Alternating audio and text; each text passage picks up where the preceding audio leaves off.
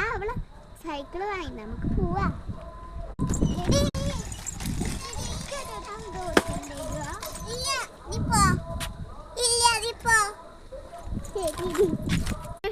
സൈക്കിളില്ല.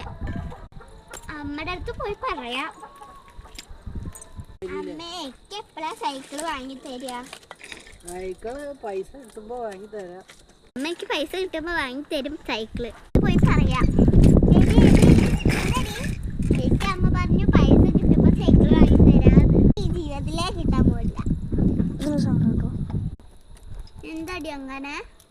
നിന്റെ അമ്മ അതിന് പണക്കാരല്ലേ?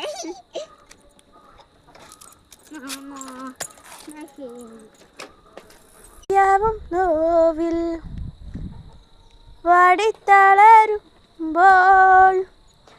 സ്നേഹം നോൽക്കും കാറ്റായി നീ വരുവില്ലേ. അമ്മ സൈക്കിൾ വാങ്ങി തരില്ല. എന്താടി ഇവിടെ ഒറ്റയ്ക്ക് ഇരിക്കണേ? എനിക്ക് സൈക്കിളില്ല, അതുകൊണ്ട് ഞാൻ മന്തി കഴിക്കാൻ പുറത്തു പോകുന്നുണ്ട്.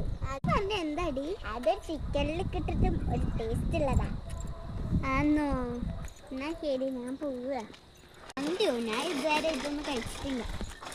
നമ്മുടെ അടുത്ത് എന്തായാലും മന്തി വാങ്ങിത്തരാൻ പറയണം. ഞാൻ പോകുന്നില്ല.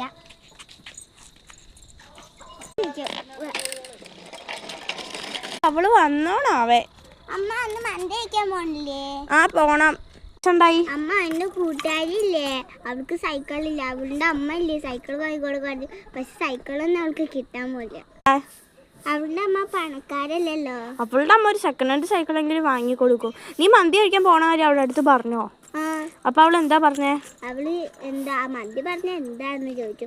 അപ്പൊ ഞാൻ പറഞ്ഞു എന്താ മന്തി പറഞ്ഞ എന്തൊരു ചിക്കനിൽ കിട്ടിട്ടുള്ള ഒരു സാധനമാണ്. ഒരു കൂട്ടുകാരി ഇങ്ങനെയൊക്കെയാണോ പറയണ്ടേ?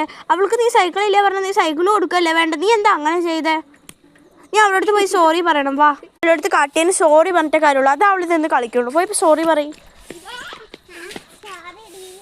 അതൊന്നും കുഴപ്പമില്ലേടി. നീ മന്തി കഴിക്കാൻ വരുന്നുണ്ടോ? ഞാൻ വരുന്നുണ്ട്.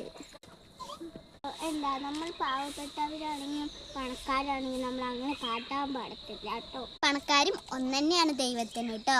ആരും ഇങ്ങനെ ഒന്നും മാറ്റി നിർത്താൻ പാടില്ല, കുശുമ്പും കാട്ടാൻ പാടില്ല കേട്ടോ. നന്ദി നിറഞ്ഞ സുഖപ്പെട്ട ദിവസമാവട്ടെ എന്ന്. ഈ വീഡിയോ ഇഷ്ടപ്പെട്ടാണെങ്കിൽ താഴത്ത് നിങ്ങളൊരു കമൻറ്റ് കൊടുത്തിട്ടുണ്ട്. ആ കമൻറ്റിൽ ഈ കഥ നമുക്ക് എഴുതാൻ പറ്റും.